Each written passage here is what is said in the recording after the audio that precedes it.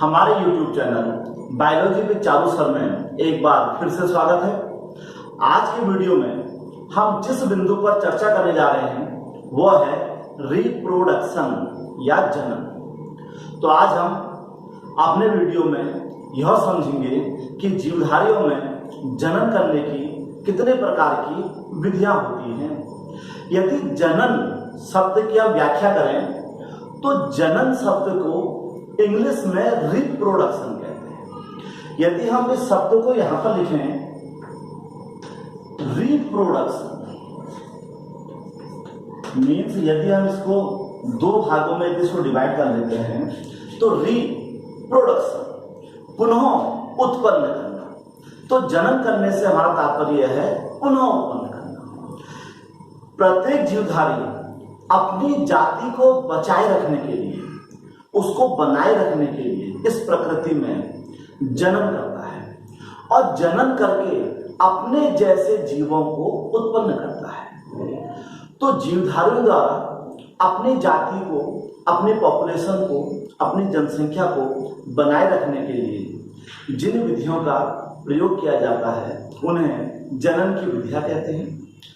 जनन के आधार पर जीवधारी दो प्रकार के होते हैं, एकलिंगी व द्विलिंगी। एकलिंगी जीवधारियों से हमारा तात्पर्य ऐसे जीवधारियों से है जिनमें नर तथा मादा जननांग अलग अलग जीवों में उपस्थित होते हैं, अर्थात मेल और फीमेल गैमेट्स अलग अलग बॉडी में बनते हैं। तो ऐसे जीवों को एकलिंगी या यूनिसेक्सुअल कहा जाता है। जैसे मनुष्य और बड़े जितने कॉर्डेट्स हैं और जो जानवर हमारे आसपास पाए जाते हैं वो उनमें सबके सब किस में आते हैं, यूनिसेक्सुअल या एकलिंगी जंतुओं में आते हैं। इनमें नर और मादा जनन अंग अलग अलग जीवों में पाए जाते हैं और साथ ही इनके शरीर में स्पष्ट लिंग भेद यानी कि सेक्सुअल डायमॉर्फिज्म भी पाई जाती है। दूसरे प्रकार के जीव होते हैं द्विलिंगी। द्विलिंगी से मतलब है बाइसेक्सुअल। तो ऐसे सभी जीव जिनमें नर तथा मादा जनन अंग एक ही शरीर में उपस्थित होते हैं इन्हें बाइसेक्सुअल या हर्मेफ्रोडाइट मीन्स उभयलिंगी भी इनको कहा जाता है। जैसे केंचुआ, फीताकृमि, ये सब के सब उभयलिंगी जीव हैं। मीन्स इनमें मेल फीमेल नहीं होता बल्कि दोनों के दोनों जननांग एक ही बॉडी में उपस्थित होते हैं। अब हम लेके चलते हैं जनन की विधियां। तो समय की बचत के लिए हमने पहले से यहां पर एक चार्ट बना रखा है जो कि जनन से संबंधित है। तो जनन दो प्रकार का होता है, एसेक्सुअल रिप्रोडक्शन और सेक्सुअल रिप्रोडक्शन। मीन्स अलैंगिक जनन और लैंगिक जनन। इसके नाम से ही पता लग रहा है एसेक्सुअल और सेक्सुअल मीन्स एक ही प्रकार के सेक्स से आगे को जीवधारी बन जाना एसेक्सुअल, और दो प्रकार के सेक्स से मिलकर बनना दैट मीन्स लैंगिक जनन। तो जो अलैंगिक जनन होता है इसमें क्या होता है, किसी जीवधारी के या जीव के शरीर के किसी अंग या किसी विशेष रचना से आगे को उस जैसे जीव उत्पन्न हो जाते हैं। इसकी कुछ हमने विधियां यहाँ पर एग्जाम्पल के रूप में यहाँ पर आपके सामने लिखी हैं। जैसे वेजिटेटिव प्रोपेगेशन जिसे कायिक प्रवर्धन कहते हैं, वैसे यह जनन की एक अलग प्रकार की विधि है पर यह भी अलैंगिक जनन के अंतर्गत ही आती है। दूसरे हमने यहाँ पर फिजन विखंडन से तात्पर्य बर्डिंग, मुकुलन, रीजेनरेशन पुनरुद्भवन और पार्थिनोजेनेसिस अनिषेक जनन। तो हमने यहाँ पर उदाहरण के स्वरूप कुछ विधियों को यहाँ पर लिखा है। अब हम बारी बारी से एक एक करके इन विधियों को आपके सामने विद एग्जाम्पल प्रस्तुत कर रहे हैं और हमें इस बात का पूरा यकीन है जब आप हमारे इस वीडियो को अंत तक देखेंगे तो आपको जनन की विधियों से संबंधित सारे जो भी आपके कॉन्सेप्ट हैं वो सब के सब क्लियर हो जाएंगे। तो अब हम शुरू करते हैं। सबसे पहली विधि कायिक प्रवर्धन मीन्स वेजिटेटिव प्रोपेगेशन। अब हम कायिक प्रवर्धन को समझते हैं।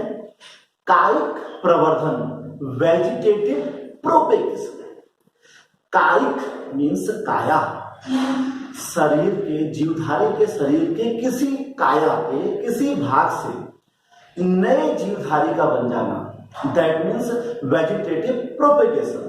परीक्षा में यह अलग से शॉर्ट आंसर में यह क्वेश्चन बहुत बार पूछा जाता है।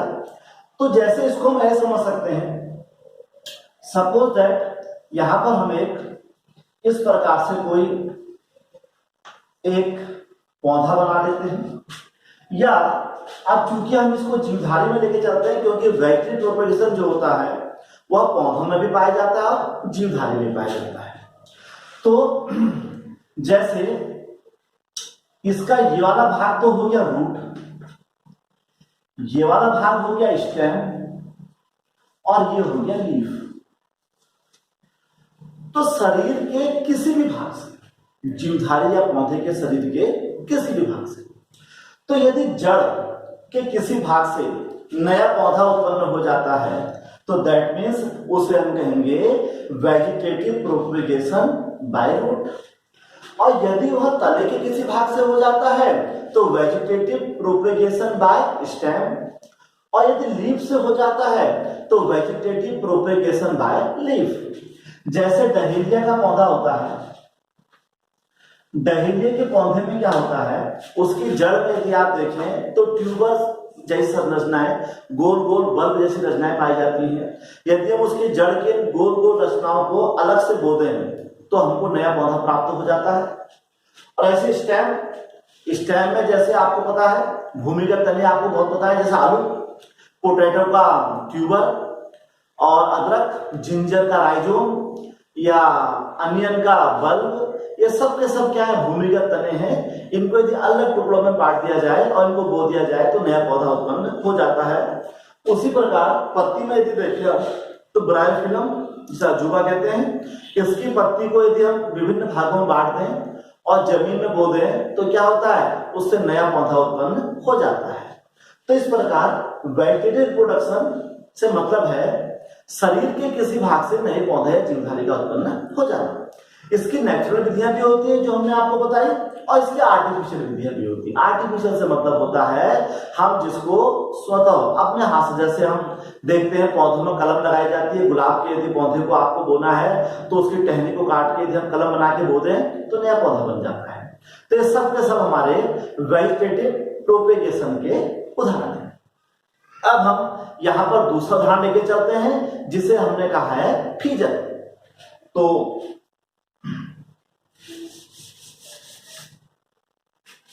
हमारे पास अब है फीजन। फीजन को हमने कहा है विखंडन। विखंडन जैसा कि इसका नाम ही से पता लग रहा है, विखंड, खंड हो जाना, एक के दो हो जाना। तो जब एक जीवधारी के दो जीवधारी बन जाते हैं तो उसको हम कहते हैं बाइनरी फ्यूजन। और जब एक जीवधारी से बहुत सारे जीवधारी बन जाते हैं तो उसको हम कहते हैं मल्टीपल फ्यूजन।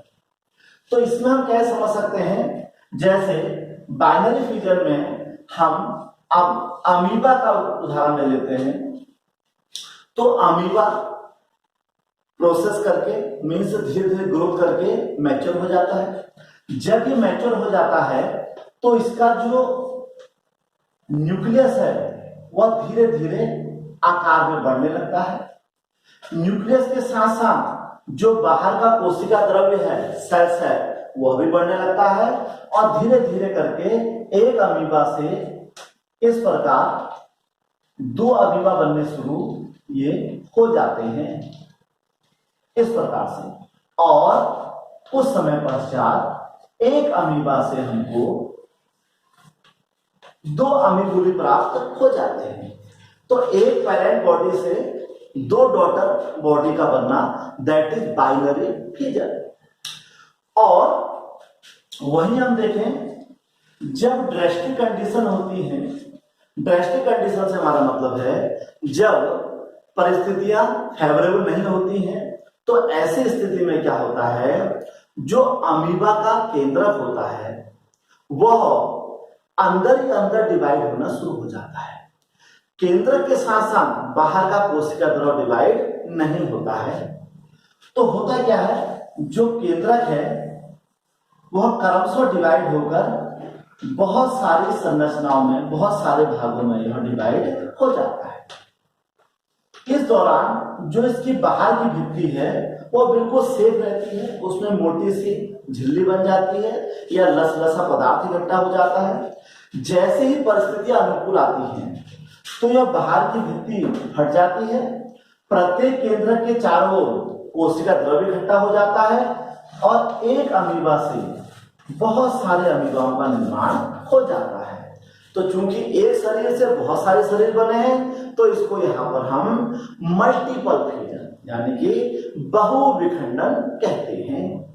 अब हम अपना तीसरा एग्जाम्पल लेके चलते हैं जिसे हमने कहा है बडिंग। तो अब हम यहाँ पर बडिंग को समझते हैं। बडिंग जैसा कि नाम से पता है, बड माने कली।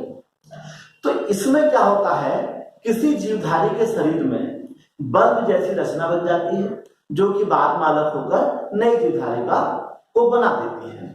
जैसे यदि हम यहाँ पर यीस्ट को लें, पहले हम इसको यहाँ पर इसका हेडिंग डाल देते हैं जिसे हमने कहा है बडिंग, और बडिंग को हम हिंदी में समझते हैं मुकुलन के द्वारा। तो जैसे ये कोई हमारे पास यीस्ट की बॉडी है, इसका केंद्रक है, तो इसमें क्या होता है, किनारे में कहीं पर स्किन जो होती है पतली हो जाती है और सेल के कारण थोड़ा सा बाहर को उसका उभार सा निकल जाता है। फिर क्या होता है, ये उभार जो होता है केंद्रक, इसका न्यूक्लियस क्रमशः दो भागों में डिवाइड होता है और कुछ समय पश्चात इस प्रकार केंद्रक का एक भाग यहां ट्रांसफर हो जाता है। केंद्रक के साथ साथ कोशिका द्रव्य भी वहां पहुंच जाता है और कुछ समय के पश्चात इस यीस्ट के शरीर में ये बल्ब जैसी संरचना इकट्ठी हो जाती है और इस प्रकार बारी बारी से बहुत सारे उसमें मुकुल इस प्रकार से बन जाते हैं और जो कि अलग होकर नए शरीर का निर्माण कर देते हैं।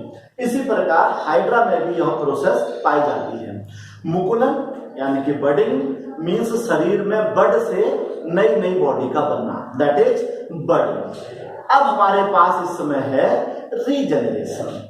यदि हम रीजनरेशन को समझें, रीजनरेशन से हमारा तात्पर्य है पुनरुद्भवन। यदि हम इसको देखें, रीजनरेशन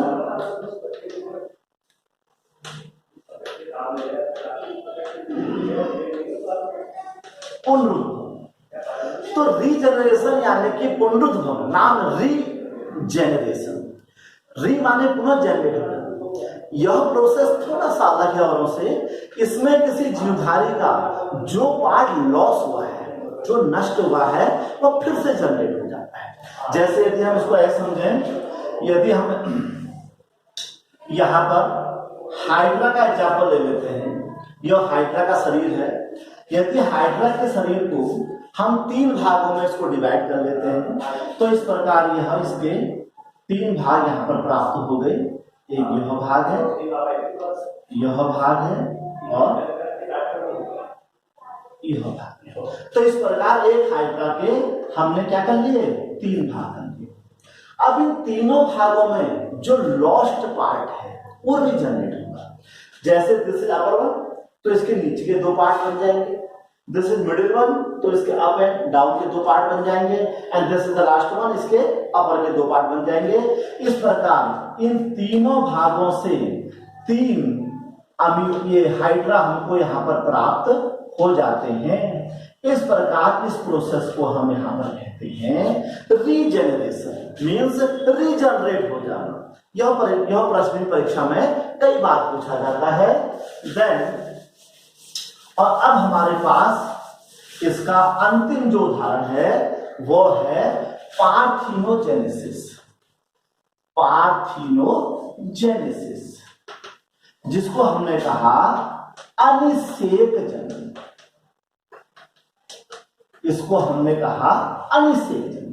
अनिषेक जनन निषेक मीन्स निषेचन, बिना निषेचन के ही जीवधारी का बन जाना।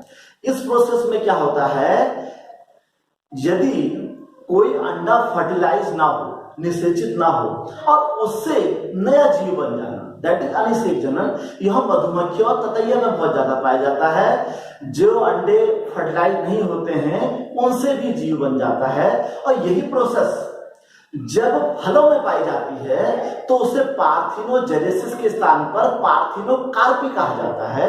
इस समय बाजार में, मार्केट में कई फल ऐसे आते हैं जिनके अंदर हम बीज को प्राप्त नहीं करते हैं। तो बीज का नहीं पाया जाना इस बात का संकेत है कि वह क्या है, पार्थिनोकार्पी यानी कि अनिषेक फलन, बिना निषेचन का वो फल बना हुआ है। तो ये हमने देखे अलैंगिक जनन की विभिन्न विधियां एग्जाम्पल के साथ। अब हम चलते हैं पार्ट दूसरा, जिसे हमने कहा लैंगिक जनन। तो लैंगिक जनन जैसा कि नाम से पता है, दो अलग अलग जीवधारी जो अलग लिंग इसमें चाहिए। तो इसमें क्या होता है, नर व मादा से नर तथा मादा युग्मक क्रमशः में प्राप्त होते हैं। यदि हम मनुष्य की बात करें तो शुक्राणु और अंडाणु प्राप्त होते हैं। और यदि छोटे जीवधारी की बात करें तो मेल गैमेट और फीमेल गैमेट प्राप्त होते हैं। जब नर और मादा दोनों युग्मक आपस में मिल जाते हैं तो इसको सिनगैमी या फर्टिलाइजेशन कहते हैं, जिससे जाइगोट का निर्माण होता है। वह जाइगोट डेवलप करके, वृद्धि करके एम्ब्रियो का निर्माण करता है और वह एम्ब्रियो ग्रोथ करके नए जीवधारी का निर्माण करता है। तो हमने आज के वीडियो में जीवधारियों में जनन की विभिन्न विधियों को देखा और हमें उम्मीद है कि आपको यह वीडियो पसंद आएगा। यदि आपको हमारा वीडियो पसंद आए तो हमारे YouTube channel biology with Charu sir को सब्सक्राइब, लाइक व शेयर करें और अपने कीमती सुझाव हमें हमेशा देते रहें। धन्यवाद।